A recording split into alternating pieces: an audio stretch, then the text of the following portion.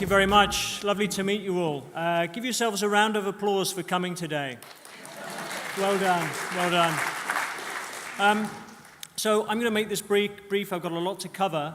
I got involved with this through the loss of my mother, who died from a brain tumor. I believed it was caused from her wireless Dect phone. Now, if I pull out this meter here, this is the EMF radiation we're all exposed to on a daily basis. A lot of places are giving readings like this. Now, while you can protect yourself from normal everyday EMF radiation, 5G, there's no protection. So we really need to get the awareness out there and do something about it. Just need the remote. Sorry. So EMF radiation, where is it coming from? EMF stands for electromagnetic frequency. So we're getting this radiation from phone masts, mobile phones, smart meters, antennas on LED street lights that they're now installing up and down the country, Wi-Fi routers, baby monitors, Fitbits, smart watches, Wi-Fi boosters, smart TVs, Dect phones, and lots of devices with Bluetooth. So here's some facts about EMF radiation. Microwave ovens operate at 2.5 gigahertz, okay?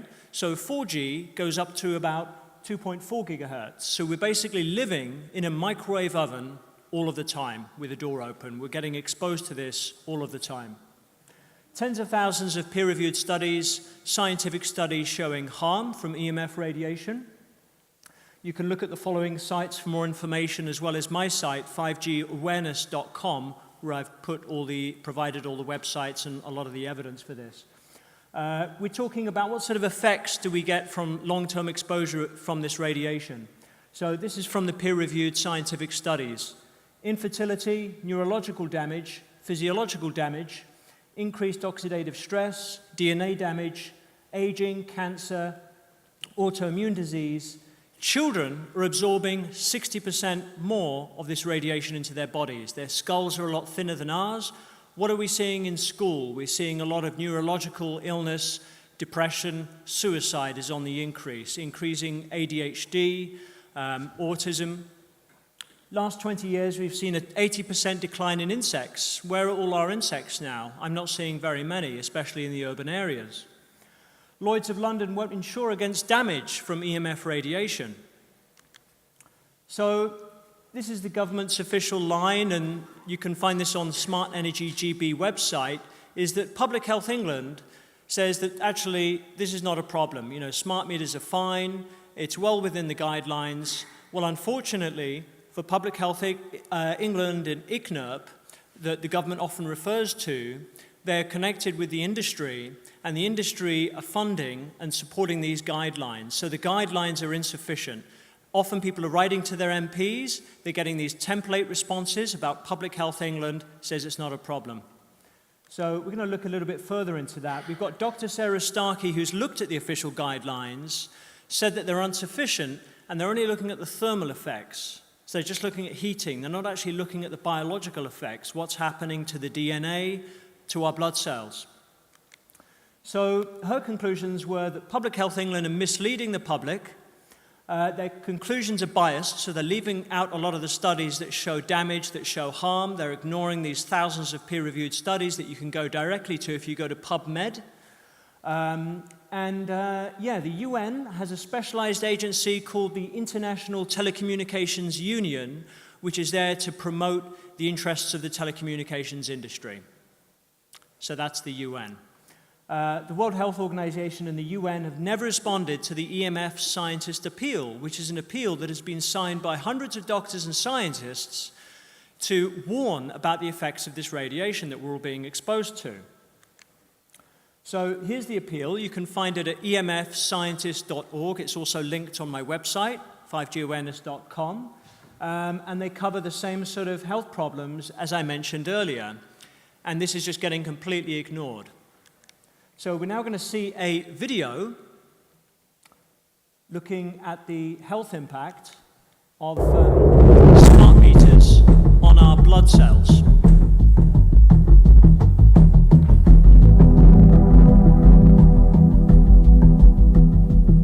While industry has failed to do any peer-reviewed studies on smart meters and health effects, a growing body of independent research is now starting to accumulate. In our second set of tests, we're using the smart meter. Before the exposure, we see the same thing as we saw in the first samples. Normal cell walls, fairly separated and looking healthy. So after 2 minutes of exposure in front of the smart meter at about 1 foot away, we see a totally different story. Sample 1, you can see a lot of degradation in the cells. The cell walls have been broken, and you see changes in the cells which are called mycoplasma. It shows a mutation to the cell. In the second sample, we see a different type of degradation to the cell membranes. You can see a corrugation here. This is called bottle cap formation, and it's known that this occurs due to oxidation or exposure to free radicals. So this third subject, when we did her sample, she had to be pulled away from the meter after 45 seconds because she complained about an increasingly severe headache. And here you see a phenomenon called rouleau, where the red blood cells are stacking up, which makes it very difficult for the blood to deliver oxygen to the tissues as they would be their normal function. Every single one of these is a degradation. Every single one of these shows a trauma to the blood cells. And that came from something, and the only variable was the smart meter. What's going on here? This is a wireless device which is unproven scientifically, which all the evidence so far proves is dangerous or questionable, which should therefore be studied intensely before it's released to the public. Clever people called the technology smart to make it seem intimidating so no one would question it. Some smart ad man came up with that and got paid $300,000 to call it a smart meter so you would feel less knowledgeable, which they know we feel, and then you wouldn't question the smart people putting it in your house. So I call them not smart meters, dangerous meters. So you can find this documentary linked on my website on the videos page. I strongly recommend you watch it. We're now going to look at the effects on phone masts on animals. Now this is in France, and I'm very concerned about our food supply, so have a look at this.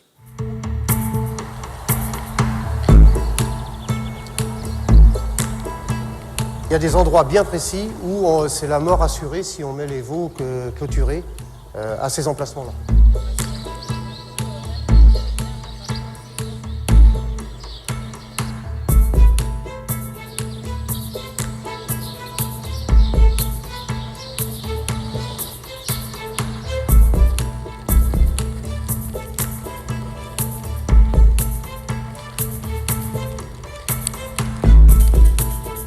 Les bêtes avaient un comportement bizarre, des vaches très fatiguées qui ne voulaient plus aller manger, qui ne buvaient plus.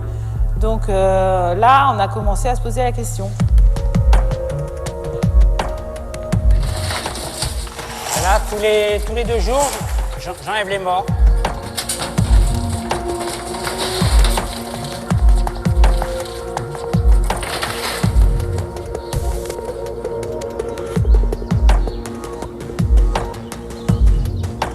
Très bien depuis 20 ans qu'un élevage sous une ligne de tension, ça provoque exactement les mêmes problèmes. Exactement, on connaît le problème.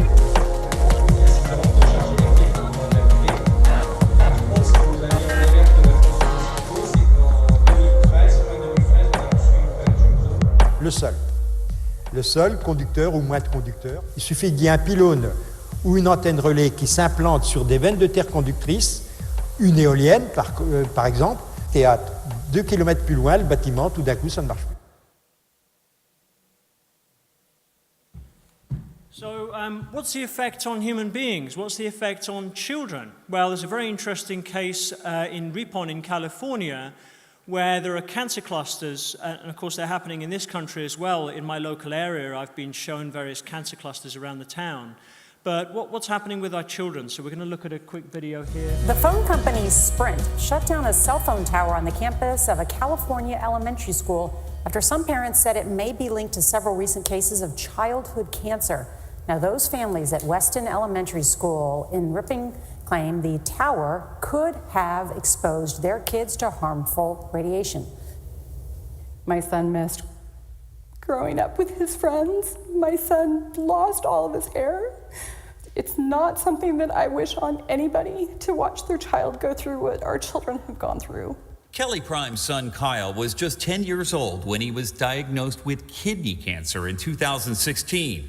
5 months later, Kyle's friend and classmate Mason Ferrulli developed brain cancer. 14 hours to get the tumor out, and he had 5 weeks of inpatient rehabilitation. He had to learn to walk, talk, eat, everything all over again. 2 more kids at the school were diagnosed this year. At what point are you saying, we ought to take a close look at the school here? The moment that I found out that Mason had been diagnosed, it popped into my mind that something was not okay.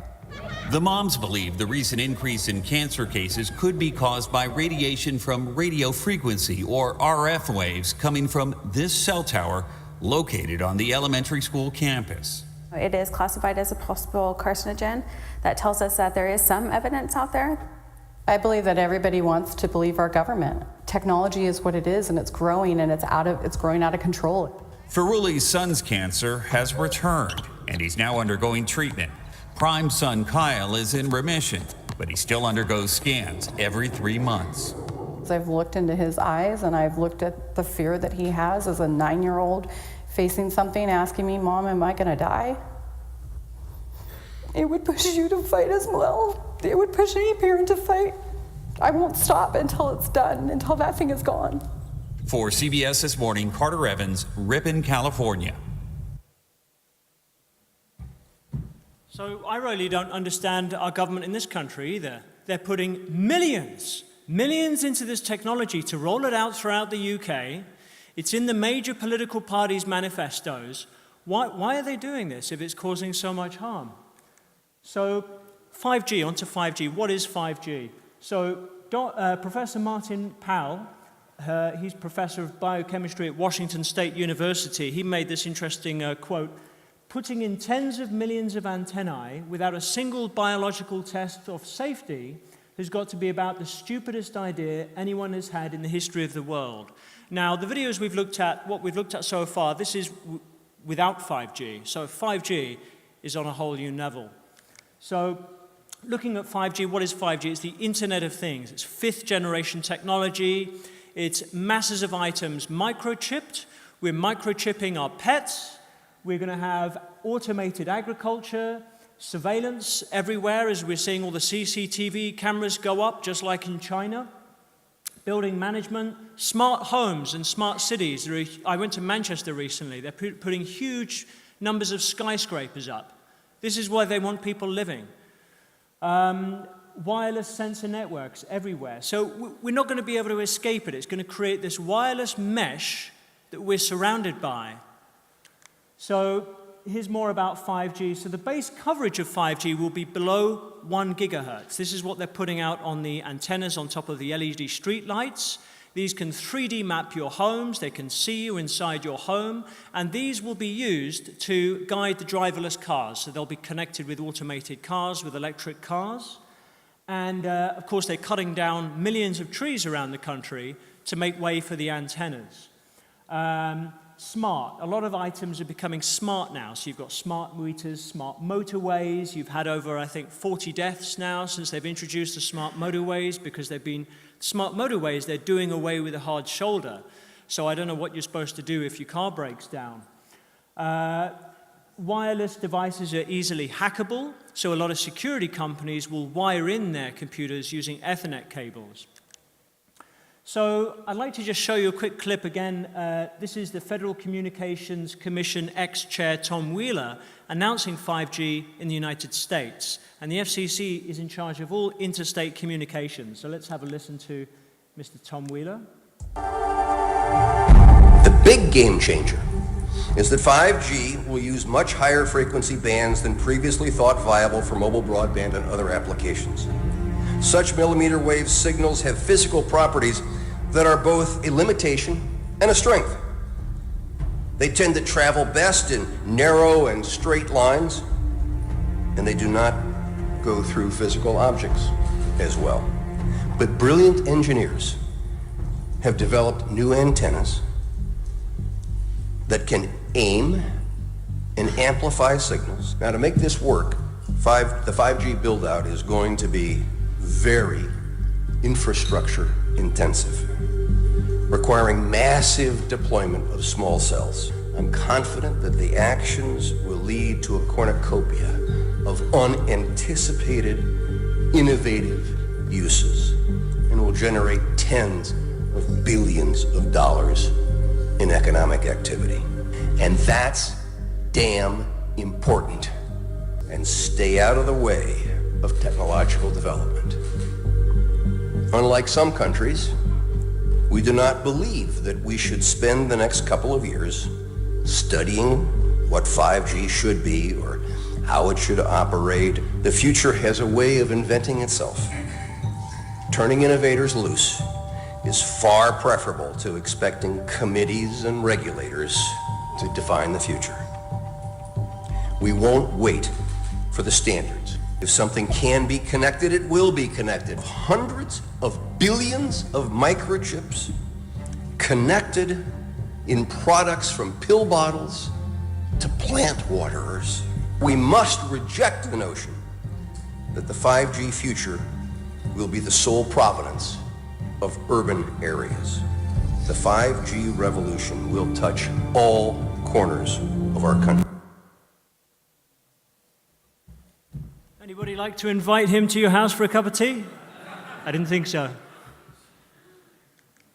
So, Senator Blumenthal, this is a very important clip. The US Senate Commerce, Science and Transportation Committee, on the hearing of 5G wireless technology and its future, Senator Blumenthal quizzed the wireless industry on whether any safety tests had been conducted to prove that 5G was safe. We're going to hear a shortened version of this clip. But 5G, as you well know, also uses higher frequency waves that don't travel as far and will rely on a network of hundreds of thousands, potentially millions of small cell sites. And the question then is, are there any health implications, any public safety implications to those additional sites that are likely to be located close to homes, schools, workplaces, and closer to the ground? My question for you, particularly Mr. Gillen and Mr. Perry, how much money has the industry committed to supporting additional independent research? I stress independent research. Is that independent research ongoing? Has any been completed? Where can consumers look for it? And we're talking about research on the biological effects of this new technology. To my knowledge, there's no active studies being backed by industry today. But no, I'm not aware of any. So there really is no research ongoing. We're kind of flying blind here, so far as health and safety is concerned. Thank you, Mr. Chairman. So we're talking about a $17 trillion industry, the telecommunications industry, now more powerful than the pharmaceutical industry, no health or safety testing. So you've got here Dr. Sharon Goldberg, who's an internal medicine doctor. We're going to hear a little bit from her. I'm Sharon Goldberg. I'm an internal medicine physician. I've practiced medicine for 21 years, and my background is mostly academic, internal medicine, hospital-based, clinical research, and medical education. I am going to skip many of the things I wanted to say because I didn't realize it was only 5 minutes. Wireless radiation has biological effects, period. This is no longer a subject for debate when you look at PubMed and the peer-reviewed literature. These effects are seen in all life forms: plants, animals, insects, microbes. In humans, we have clear evidence of cancer now. There is no question. We have evidence of DNA damage, cardiomyopathy, which is the precursor of congestive heart failure, neuropsychiatric effects. So 5G is not a conversation about whether or not these biological effects exist. They clearly do. 5G is a conversation about unsustainable healthcare expenditures. She is one of many, many doctors warning about this. So you've got the space appeal, again, hundreds of doctors and scientists appealing to stop 5G on Earth and in space. And then, of course, you've got Europe that's putting a lot of money behind 5G. So the European Commission has earmarked a public funding of 700 million euros to roll out 5G. 5G is being installed on the lampposts, a lot of these LED streetlights going up. Of course, blue light from the LED streetlights has been linked to breast and prostate cancer, but still they're rolling this out. And then there's the injury to trees that's occurring. So here's some peer-reviewed research you can look up on PubMed, showing the damage to the tree that's facing the cell phone mast, and again the leaves, and bushes. Here's a wireless smart meter here, and the bush is dying off. And you've got the watercress test where they had cress close to a wireless router, and the seeds wouldn't grow properly.